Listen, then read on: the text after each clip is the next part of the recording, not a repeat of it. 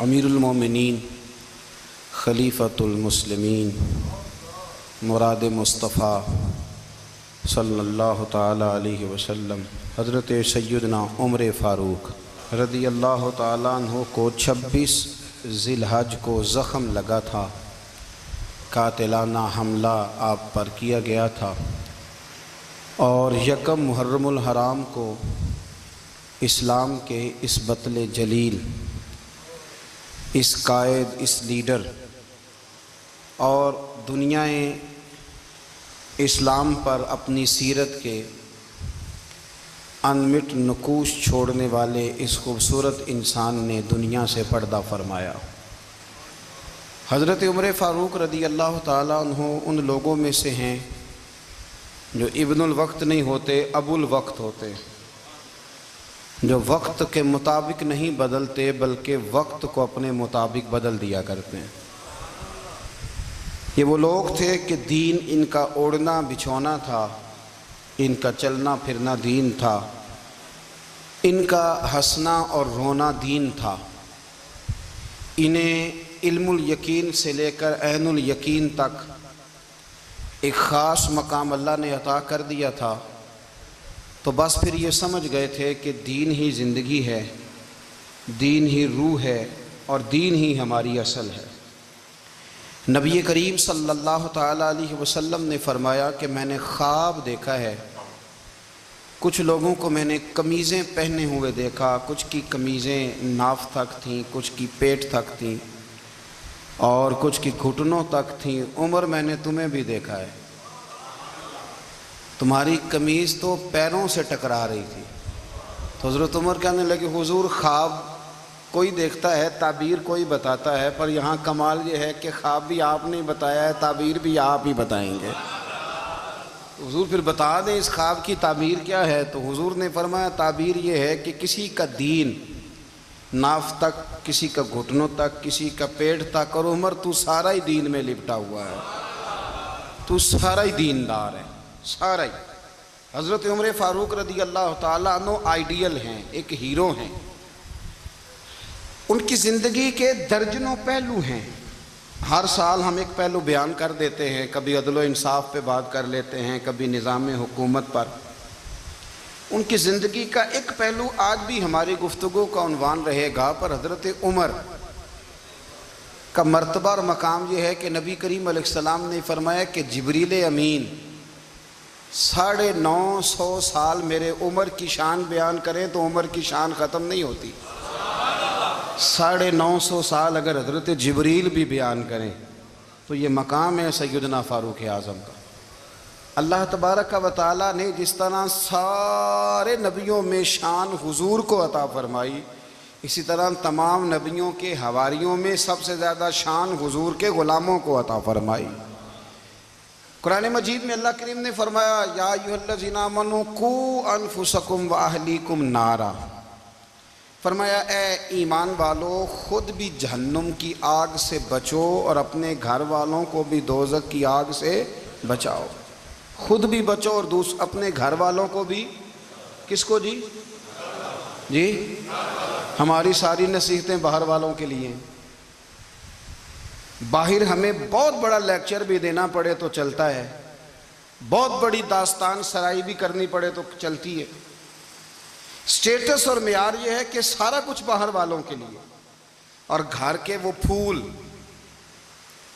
جن کی آبیاری بھی ہم نے کرنی تھی، کوئی جڑی بوٹیاں اور گائیں تو وہ کاٹنی بھی ہم نے خود تھی، دھوپ اور چھاؤں کا خیال بھی ہم نے رکھنا تھا، وہاں ہماری نظر نہیں ہوتی۔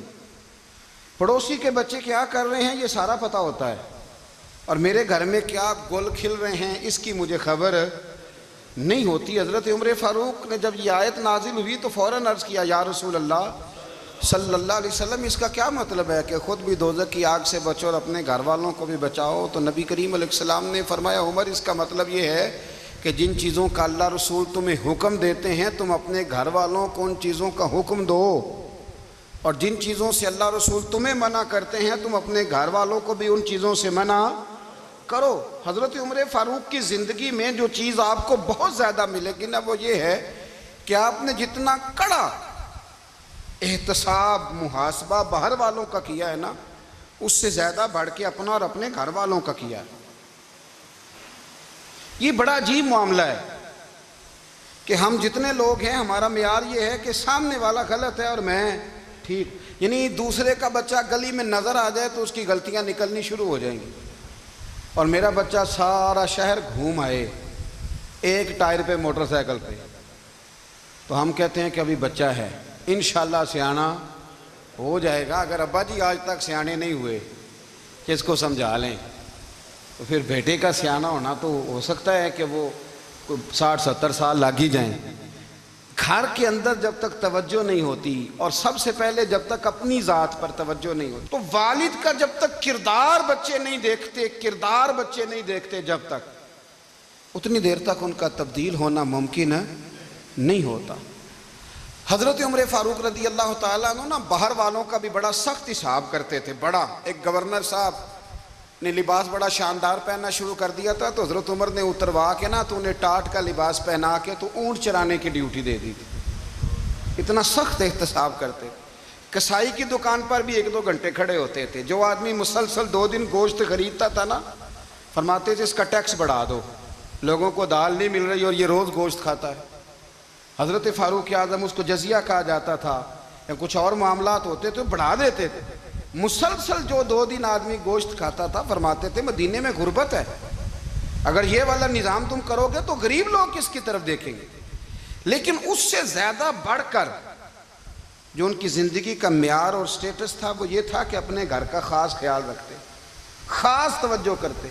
ملک شام سے اور ایران سے کچھ لوگ آپ کی خدمت میں آئے، تو وہاں سے کچھ کنیزیں بھی آئیں، ان کے بادشاہ پیغام لے کے۔ شاہ ایران کی کنیز کو ملکہ نے کہا کہ نا حضرت عمر کی زوجہ کو دیکھ کے آنا ذرا کس طرح کی ہے۔ ہمارے ملک میں کیا کہتے ہیں؟ خاتون اول، جی خاتون، باقی سارے دوؤں میں خاتون اول، ذرا خاتون اول کو دیکھ کے آنا۔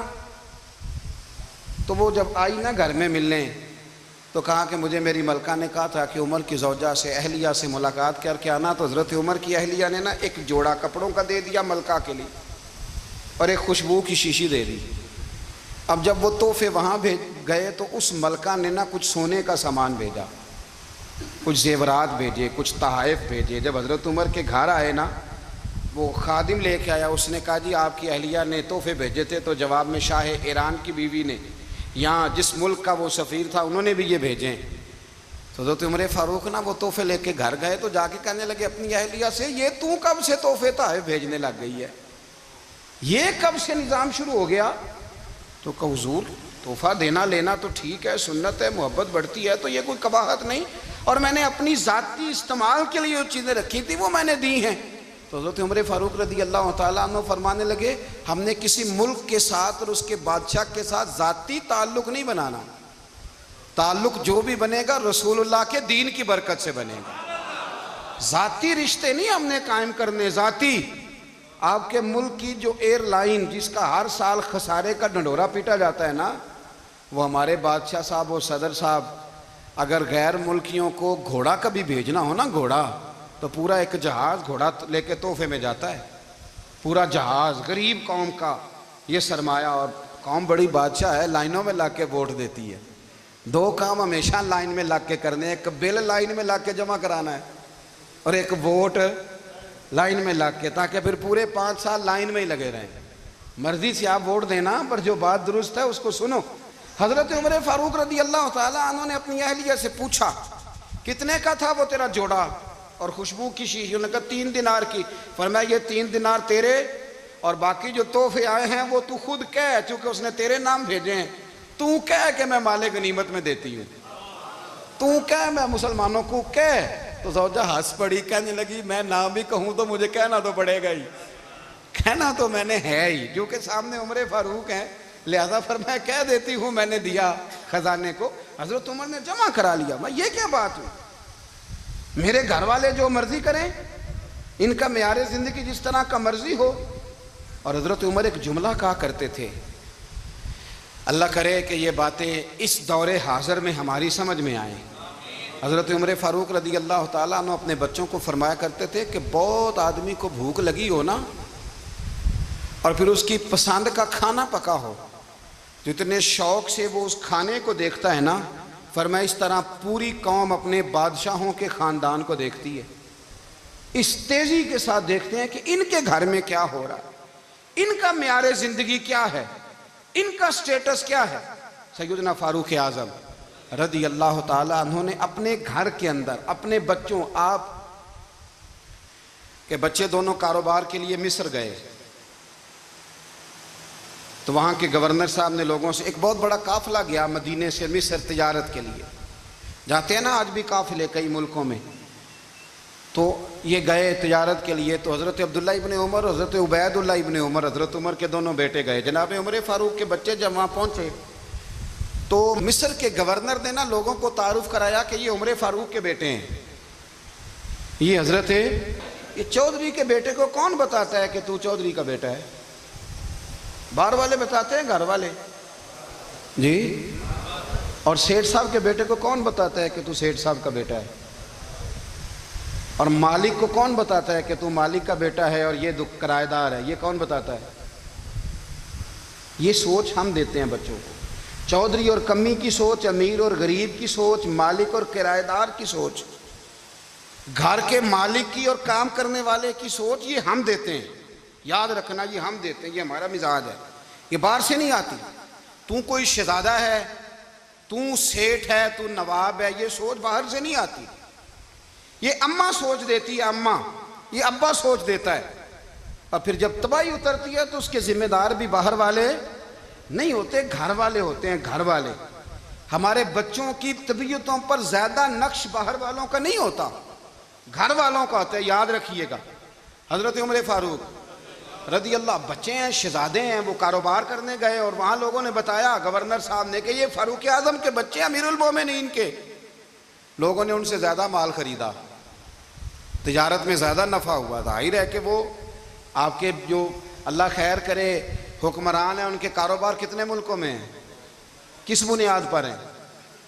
وہ صرف اس بنیاد پر کہ وہ حکمران رہے، ان کے لیے آسان تھا بڑے لوگوں سے تعلقات بنانا۔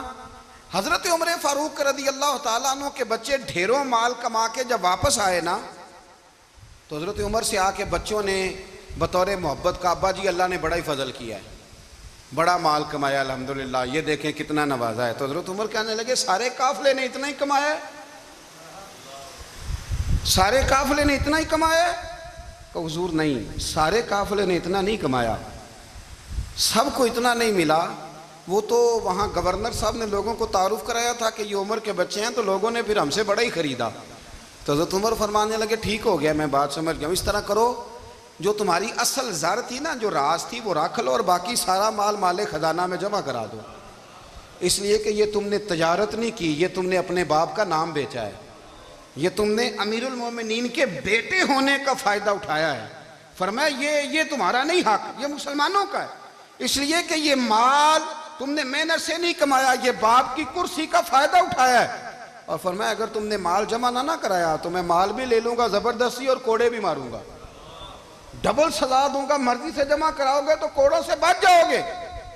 بڑے بیٹے نے تو جمع کرا دیا، تو چھوٹا تھوڑا پریشان ہوا، تو حضرت عبداللہ ابن عمر چھوٹے کا ماتھا چوم کے کہنے لگے بیٹے چپ کر کے جمع کرا، یہاں بھی فخر کر کے ہم عمر کے بیٹے ہیں اور قیامت میں بھی فخر کریں گے کہ ہم فاروق اعظم کے بیٹے ہیں، یہاں بھی ناز کریں گے اور وہاں بھی ناز کریں گے کہ عمر کے بچے ہیں۔ ہمارے باپ نے خود بھی حلال ہی کھایا ہے، اور جب ہماری کمانے کی باری آئی ہے تو ہمیں حکم بھی حلال کھانے کا دیا۔ بھائی ہمارا مزاج نہیں، بچہ جب لے کے آتا ہے 2 لاکھ روپیہ تو کبھی پوچھے کہاں سے آیا ہے؟ جب وہ پہلے دن غلط دوستوں کے پاس جا کے بیٹھتا ہے تو کبھی نکالا گھر سے اسے؟ یہ بہت سارے خمیازے ہمیں اس لیے بھگتنے پڑتے ہیں کہ ہم ابتدا میں سوراخ بند نہیں کرتے، جب اس میں شگاف پڑ جاتا ہے، سیلاب آتا ہے تو ہمیں ہوش آتی ہے۔ حضرت عمر نے اپنے گھر میں نگرانی رکھی، کڑی نگرانی، زیادہ نماز گھر میں پڑھتے تھے حضرت عمر، نفلی نمازیں زیادہ کیوں بلا؟ بھائی یاد رکھیں کہ آپ نے اگر سجدہ کرنا ہے تو بچہ لیٹ جائے گا، وہ اسے پتہ کو نہیں سجدہ کیا ہے، لیکن جب گھر میں کبھی قرآن ابا جی کھول لئی نا، جب ابا جی کا موڈ بن جائے نا لیکچر دینے کا، وہ گھر میں شروع ہو جاتے ہیں، کہتے ہیں آپ لوگ نماز نہیں پڑھتے اس لیے میرے کاروبار میں برکت کوئی نہیں، تم سویرے قرآن پاک نہیں کھولتے تو میں تباہ ہو گیا ہوں۔ تو میاں آپ نے کب گھر میں قرآن پاک کھولا تھا؟ آپ نے کب نماز پڑھی؟ آپ نے کب گھر کے اندر اللہ رسول کا ذکر کیا تھا؟ آپ نے کب حدیث چھیڑی؟ آپ نے بھی تو گھر کے اندر جب بھی آپ آئے ہیں تو آپ نے وہی کچھ کیا جو دنیا دار کرتے ہیں۔ آپ بھی تو اپنا موبائل لے کے الگ کونے میں بیٹھ گئے، آپ نے بھی تو کہا ہے کہ اب تمہارے چینل ختم، اب میری مرضی والا چلے گا۔ تو جو آپ نے کیا ہے بچے بھی وہی کام کریں گے۔ آپ نے بھی گپ شپ لگائی ہے تو وہ بھی لگا رہے ہیں۔ یہ سمجھ لیں جو کام آپ کریں گے آپ اپنے بچوں کی سیرت میں اس کا جلوہ دیکھ لیں گے۔ بڑی پکی سی بات ہے کہ آپ کو بچے کی عادتیں دیکھ کے سمجھ آ جائے گی کہ میں بھی یہی کرتا تھا اور یہ بھی۔ حضرت عمر فاروق رضی اللہ تعالیٰ عنہ وصال فرما گئے تو آپ کے وصال کے بعد حضرت عثمان غنی رضی اللہ تعالیٰ عنہ نے آپ کی ایک بیوہ سے نکاح کیا، حضرت عمر کی ایک بیوہ سے۔ جب وہ آپ کے نکاح میں آئی تو کہنے لگی حضرت عثمان غنی سے کہ حضور نہ تو میں خوبصورت ہوں اور نہ میں جوان ہوں، نہ آپ کی کوئی خدمت کر سکتی ہوں، میرے ساتھ نکاح کرنا سمجھ میں نہیں آیا۔ کیا شاندار جواب دیا حضرت عثمان غنی نے، کیا خوبصورت جواب دیا۔ فرمانے لگے میں نے اس لیے نکاح نہیں کیا کہ مجھے تمہارے حسن سے دلچسپی تھی یا تمہاری خدمت کی ضرورت تھی، میں نے تو اس لیے نکاح کیا ہے کہ مجھے بتاؤ عمر فاروق گھر کے اندر اپنے رب کی عبادت کس طرح کرتے تھے، وہ قرآن پاک کس طرح پڑھتے تھے، وہ رویا کیسے کرتے تھے، استغفار کا طریقہ کیا، کس وقت کس انداز میں وہ اپنے رب کو یاد کرتے تھے۔ اس لیے کہ عمر کئی دفعہ گھر سے آتا تھا تو میں اس کے چہرے پر نور دیکھا کرتا تھا، میں روشنی دیکھتا تھا، ایک معیار دیکھتا تھا۔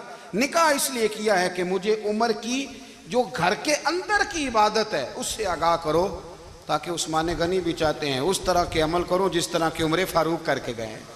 بھائی جب تک ہم اپنے گھر میں وہ توجہ نہیں دیں گے، وہ مزاج دیکھیں نا، ہمارے گھروں میں جب نقشہ پاس ہوتا ہے تو ٹی وی لان بھی اس میں ہوتا ہے، ڈرائنگ روم بھی ہوتا ہے، نماز کی جگہ بھی ہوتی ہے نقشے میں۔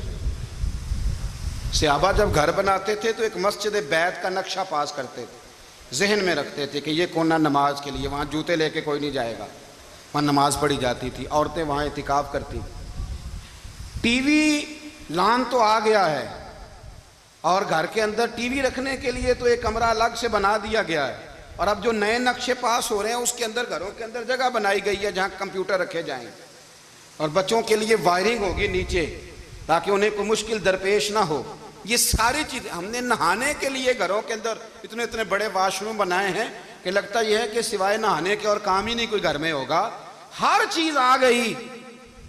پر اللہ کرے کوئی تفسیر بھی ٹیبل پہ پڑی نظر آئے، کوئی حدیث کی کتاب بھی ٹیبل پہ پڑی نظر آئے۔ اللہ کرے کہ جس طرح ابا لطیفہ سن کے آتا ہے تو جب تک سنا نہ لے اسے ہضم نہیں ہوتا، اللہ کرے کہ وہ جمعے میں بیان سن کے جائے تو اس کا بھی دل کرے میں اپنے بچوں کو سناؤں، وہ نبی پاک کی کوئی حدیث کہیں سے سنے تو گھر جا کے سنائے۔ جب تک یہ معیار نہیں بنتا آپ کیسے توقع کرتے ہیں کہ گھر کے اندر اللہ کی رحمتیں نازل ہوں گی؟ آپ یہ کیسے توقع کرتے ہیں کہ گھر کے اندر وہ معیار اور وہ مزاج بنے گا؟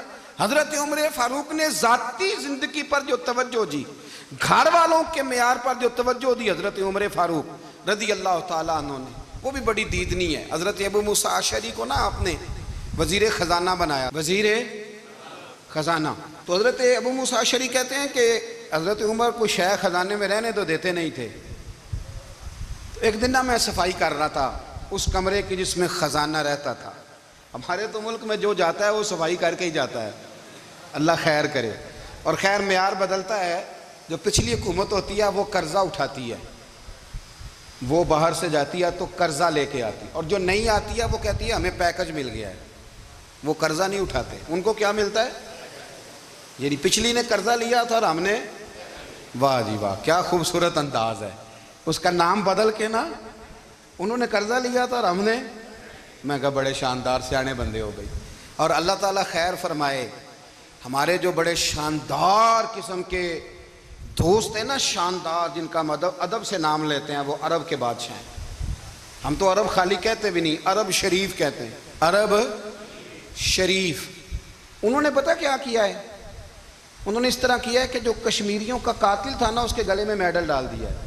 یہی کام وہ کرتے رہتے۔ انہوں نے پہلے انہیں بلا کے مندر بھی بنوائے تھے، ہمیں کوئی شکوہ نہیں، ان کی زمین ہے، اللہ تعالیٰ توفیق عطا کرنے والا ہے، پر خیال یہ تھا کہ چلو کشمیریوں کے زخم پر نمک نہ چھڑکتے، 2 مہینے انتظار کر لیتے، کچھ حالات سنور جاتے، کچھ تھوڑا انتظار۔ ہیں ہمارے دوست، ہمارے وزیر اعظم صاحب جب جاتے ہیں تو وہ پھولوں کا ہار ڈالتے ہیں ہمارے دوست، لیکن انہیں وہ حدیث یاد نہیں کہ نبی پاک علیہ السلام نے فرمایا جب میرے مومن کو تکلیف ہوتی ہے تو مجھے بھی گنبد خضرا میں تکلیف ہوتی ہے۔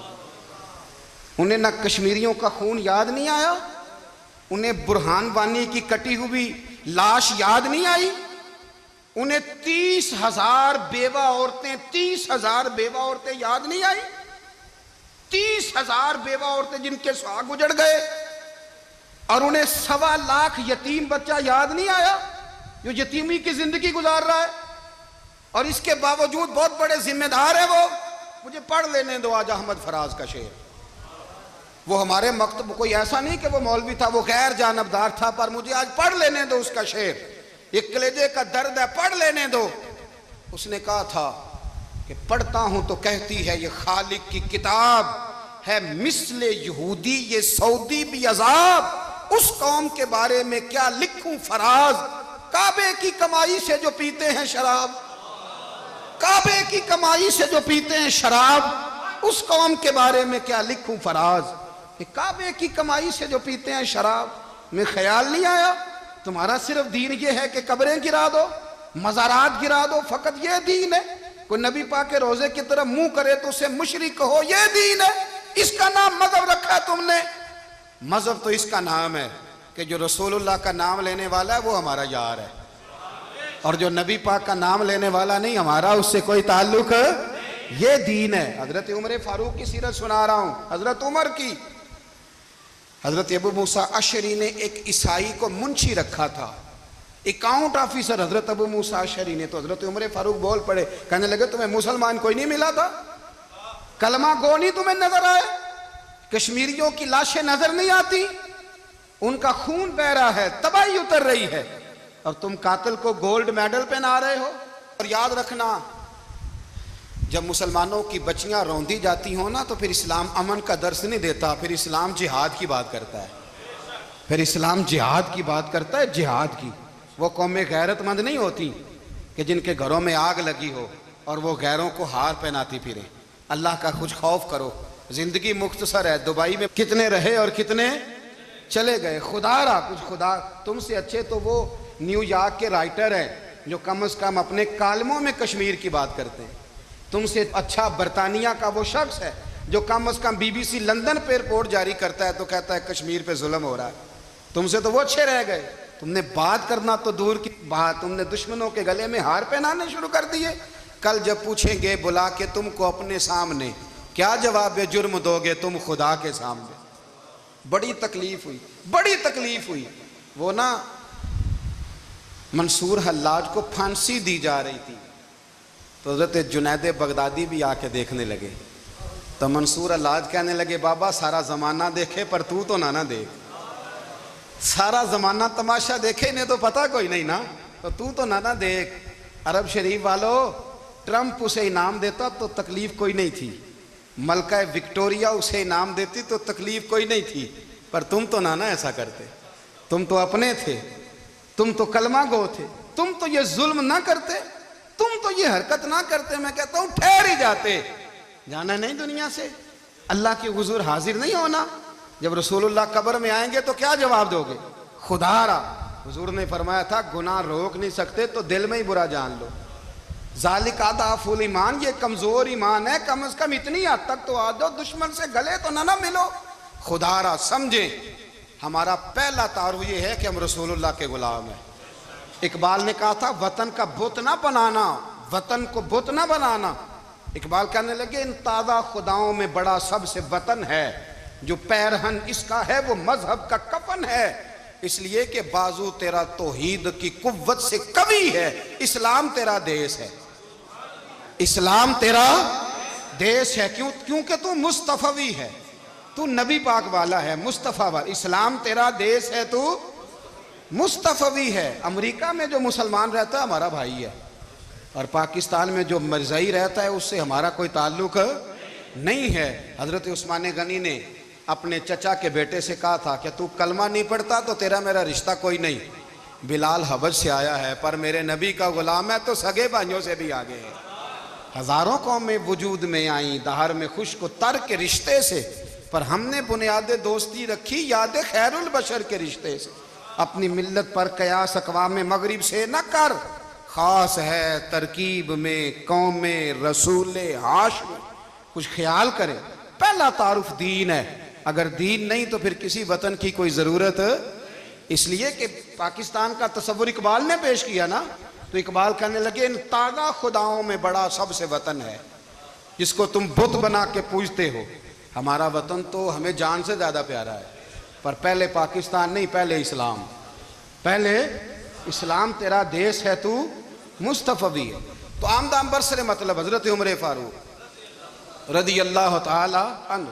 حضرت سیدنا ابو موسیٰ اشعری کہتے ہیں کہ میں نے نا صفائی کی، مال غنیمت کی میں نے صفائی کی، تو ایک دینار مجھے نا کہیں پڑا ہوا مل گیا، تو فرماتے ہمیں اجازت ہوتی تھی کہ ایک آدھ دینار ہم اپنی مرضی سے کہیں خرچ کر سکتے تھے۔ اگر آپ ناراض نہ ہوں تو ہمارے ہاں جب چیئرمین صاحب ناظم صاحب ٹھیکے دیتے ہیں تو ٹھیکیدار ان کا چھوٹا بھائی ہوتا ہے، یا چچا کا بیٹا ہوتا ہے، یا خالہ کا بیٹا ہوتا ہے۔ وہ خود ناظم ہوتے ہیں اور ان کا چھوٹا بھائی ٹھیکیدار ہوتا ہے، یعنی وہ نا سارا کچھ گھر کے اندر ہی رہتا ہے، گھر کے اندر ایک پیسہ دیتا ہے دوسرا واپس اس کو واپس کر دیتا ہے، گھر کے اندر ہی۔ اب تو خیر ہمارے لوگ سمجھدار ہو گئے، ایک بندہ ایک سیاسی جماعت میں ہوتا ہے، دوسرا دوسری میں، اور تیسرا جس کی بھی حکومت آئی حکومت تو ہماری رہے گی نا، ایک بندہ تو ہے نا اس جماعت میں۔ یہ اچھا لوگوں نے ایک طریقہ نکالا ہے۔ تو حضرت عمر کے بیٹے گزر رہا تھا تو حضرت ابو موسیٰ اشعری کہتے ہیں میں نے صفائی کی تو ایک دینار نکلا، تو میں نے وہ ایک دینار نا حضرت عمر کے بیٹے کو دے دیا۔ میں نے کہا لو بیٹا اپنے چچا کی طرف سے تحفہ۔ تو گھر جا کے انہوں نے حضرت عمر کو بتایا کہ چچا نے پیسے دیے ہیں، چھوٹے بچے تھے۔ حضرت عمر نے حضرت ابو موسیٰ اشعری کو بلا لیا اور بلا کے فرمانے لگے میں تو تمہیں اپنا دوست جانتا تھا اور تو نے میری اولاد کو ہی دنیا دار بنانا شروع کر دیا، میرے بچوں کو ہی تم نے دنیا دار پیسوں پہ لگانا شروع کر دیا، میں تو تمہیں یار سمجھتا تھا۔ فرمایا تمہیں چاہیے تھا میرے بیٹے کو نصیحت کرتے کہ بیٹا پیسوں سے رب راضی نہیں ہوتا، اس کی رضا والے کام کیے جائیں تو رب راضی ہوتا ہے۔ اور فرمایا تمہیں کوئی اور گھر نہیں ملا تھا تباہ کرنے کے لیے، میرا ہی گھر ملا تھا، اٹھاؤ اپنا دینار اور خبردار آج کے بعد میرے بچوں کے ساتھ یہ والی نیکی نہ کرنا۔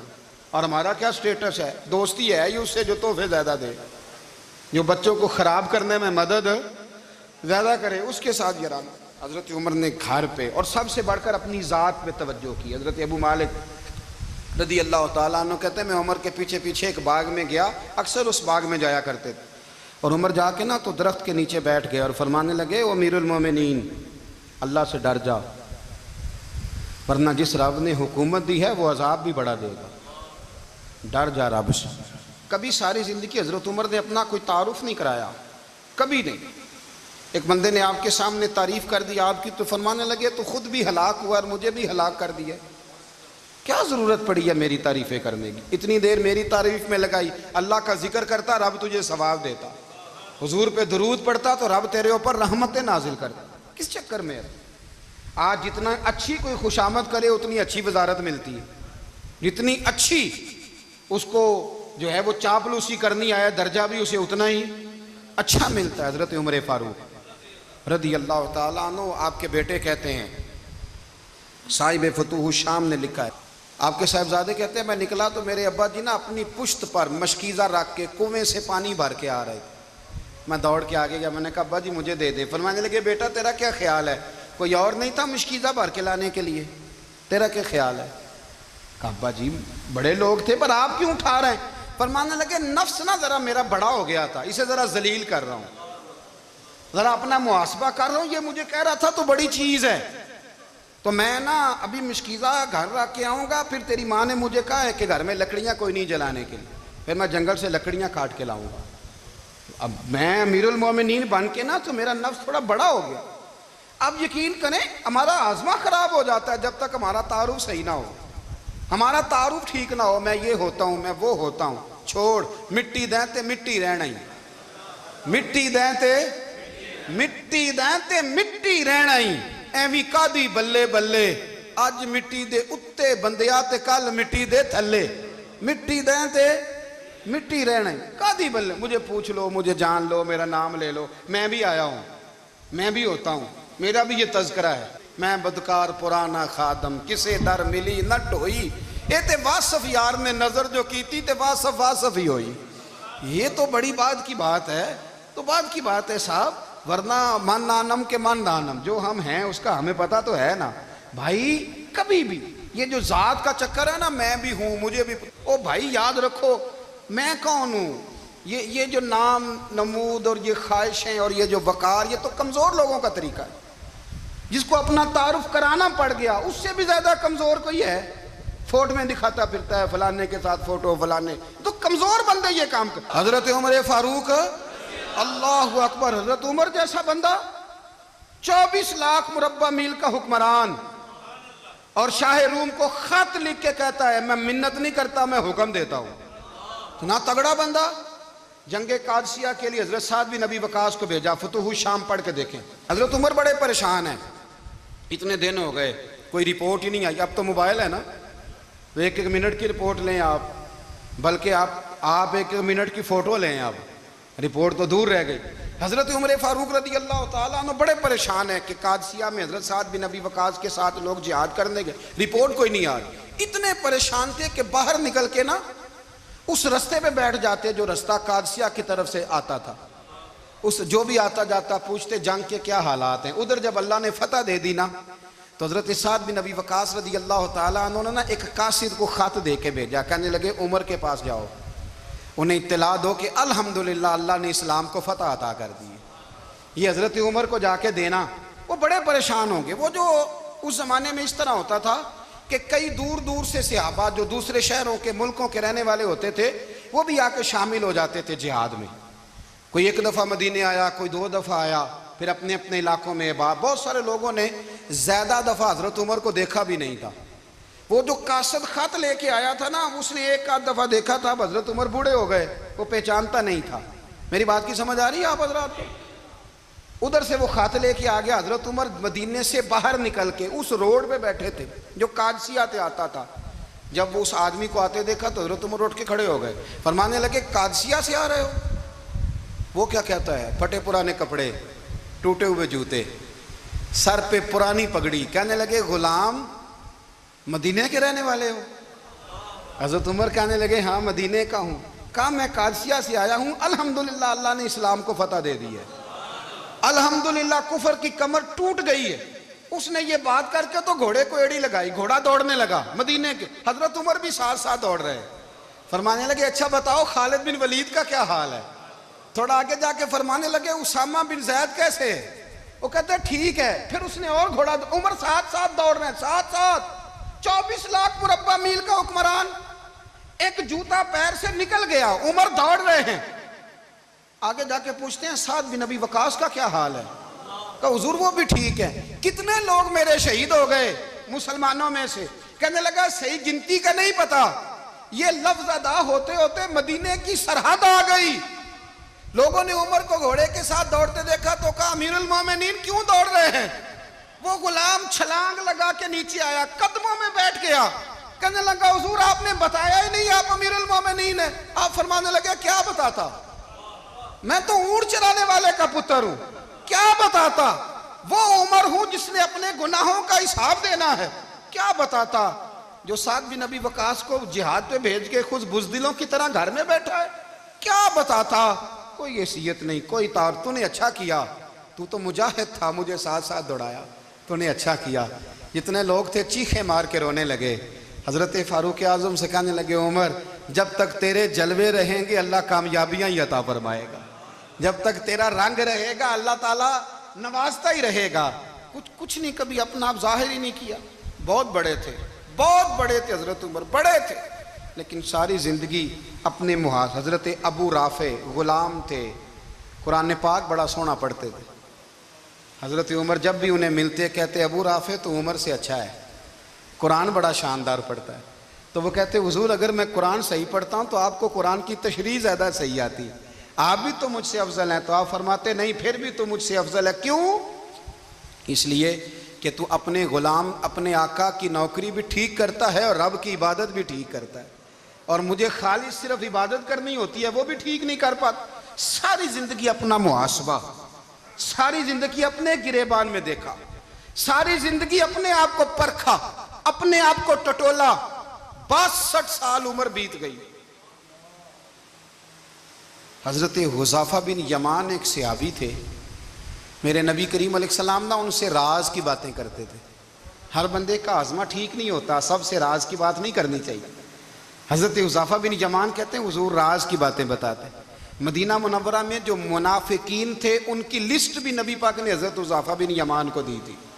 جب کوئی مشکوک آدمی مر جاتا نا تو صحابہ کہتے ہیں ہم دیکھتے اگر حضرت حذیفہ نے جنازہ پڑھا ہے تو ہم بھی جنازہ پڑھ لیتے. نبی پاک نے بھی کچھ جنازے نہیں پڑھے. ترمذی میں ہے, فرمایا عثمان سے جو بغض رکھے اس کا جنازہ نہیں پڑھیں گے. حضرت حذیفہ بن یمان اگر جنازہ پڑھتے تو لوگ پڑھتے, وہ نہ پڑھتے تو لوگ جنازہ نہ پڑھتے. حضرت حذیفہ بن یمان کہتے ہیں جناب عمر فاروق کی خلافت کے آخری ایام تھے, کچھ دنوں کے بعد وہ شہید ہو گئے. فرماتے آدھی رات کا وقت تھا, میں گھر میں سویا تھا بڑا بے فکر, اچانک میرے دروازے پہ دستک ہوئی, میں گھبرا کے اٹھا. اتنی رات کو کون آیا؟ کہتے ہیں قربان جاؤں, دروازے پہ گیا تو امیر المومنین فاروق اعظم دروازے پہ. میں نے کہا عمر کوئی حکم تھا تو مجھے بلا لیتے. کہنے لگے میں نا امیر بن کے نہیں آیا, تیرا ویر بن کے آیا ہوں. امیر المومنین کی حیثیت سے سرکاری کام سے بلاتا تو وہاں بلاتا, مجھے ایک ذاتی کام پڑ گیا. کہتے ہیں میں نے عمر کو گھر کی اندر بلا کے چارپائی پہ بٹھایا. میں نے کہا حضور میں غریب آدمی, میں کیا آپ کے کام آ سکتا ہوں؟ تو کہتے ہیں انہوں نے نا مجھے ساتھ بٹھا لیا, پھر میرا ہاتھ پکڑ لیا. کہنے لگے تو عمر کو جانتا ہے؟ عمر جھوٹ نہیں بولتا. تو جانتا ہے؟ عمر وعدوں کا پکا ہے. کہا حضور جانتا ہوں. کہا میں اس وقت آیا ہوں جب دیکھ بھی کوئی نہیں رہا. حضرت حذیفہ بن یمان کہتے ہیں پریشان ہو گیا, حضور پہلیاں نہ بجھوائیں, مہربانی کریں بتائیں کدھر آئے ہیں. تو حضرت عمر فاروق فرمانے لگے 62 سال کا ہو گیا ہوں, 63 میں چل رہا ہے, داڑھی سفید ہو گئی ہے, پھل پک گیا, اٹھ فریدہ ستیا, داڑھی آ گئی پور, اگا نیڑے آ گئی, پیچھا رہ گئی دور. اب قبر اشر کا معاملہ صاف نظر آنے لگا ہے. کہا حضور مجھ سے کیا چاہتے ہیں؟ حضرت عمر رو پڑے. کہنے لگے آج میں عشاء کے بعد نکلا ہوں تو نبی پاک کے صحابہ مجھے نیک کہہ رہے تھے, پھر میں نے بچوں کی ماں سے اور بچوں سے بھی پوچھا ہے, وہ بھی مجھ سے راضی ہیں. پر حذیفہ تیرے ساتھ نبی پاک راز کی باتیں کرتے تھے, سچ بتا کہیں عمر کا نام منافقوں میں شامل تو نہیں؟ سچ بتا ان منافقین میں تو شامل نہیں, کہیں اوپر سے تو نہیں سارا کچھ؟ حضرت حذیفہ بن یمان کہتے ہیں میں باپ کے مرنے پہ اتنا نہیں رویا جتنا عمر کے سوال پہ رویا. میں قدموں میں بیٹھ گیا. میں نے کہا نہیں عمر, یہ تو میں نے نہیں سنا, لیکن یہ میں نے نبی پاک سے ضرور سنا ہے کہ میرے بعد اگر کوئی نبی ہوتا تو عمر ابن خطاب ہوتا. یہ میں نے اپنے کانوں سے سنا ہے کہ عمر جس گلی سے گزرے شیطان رستہ بدل جاتا ہے. یہ میں نے اپنے کانوں سے سنا ہے کہ 950 سال حضرت جبریل جناب عمر کی شان بیان کریں تو پھر بھی بیان نہیں ہو سکتا. یہ میں نے ضرور سنا. دوستو ساری زندگی حضرت عمر نے اگر دوسروں کا محاسبہ کیا تو اپنا اور اپنے بچوں کا بھی کڑا خیال رکھا, اپنی ذات پر بڑی توجہ دی. جو لوگ اپنا بھول جاتے ہیں نا, ہمیں اپنی صحت کا بڑا خیال ہے لیکن اپنی روحانی زندگی کا کوئی خیال نہیں ہے, قلبی زندگی کا کوئی تصور نہیں ہے. آپ یقین کریں موٹا آدمی کمزور ہونے کے لیے جدوجہد کر رہا ہے, کمزور طاقتور ہونے کے لیے, لیکن جس کو کتنے دن بیت گئے اللہ رسول کی یاد میں رویا ہی نہیں, کتنے دن بیت گئے نعت سننے کو دل ہی نہیں چاہا, جسے مہینوں بیت گئے اور قرآن پاک کی طرف نظر ہی نہیں گئی, وہ فکر مند ہی نہیں. زندگی زندہ دلی کا نام ہے, مردہ دل کیا خاک جیا کرتے ہیں. بھائی حضرت عمر کی زندگی دور حاضر میں ہمیں یہ سبق دیتی ہے کہ کڑی نگرانی رکھو اپنے پودوں کی, کڑا خیال رکھو اپنے ذاتی باغ کا, اور یہ جو تمہارے دل کی دنیا ہے یہ تمہاری روح کی زندگی ہے, اس کا محاسبہ کرتے رہو. نبی کریم علیہ السلام نے فرمایا اپنا حساب خود کر لو قبل اس کے کہ تمہارا حساب کیا جائے.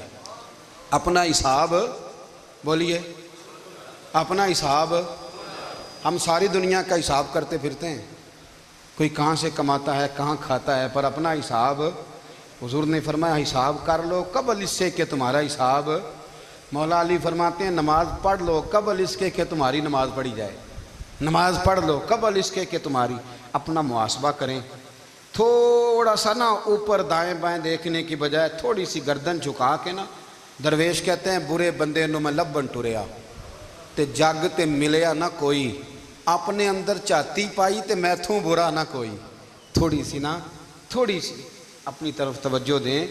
ہم نا بے چین وقت گزار رہے ہیں، بے قرار ہیں، بے سکون ہیں، سبب یہ ہے کہ ہم نے نا اپنا حساب کرنا چھوڑ دیا ہے۔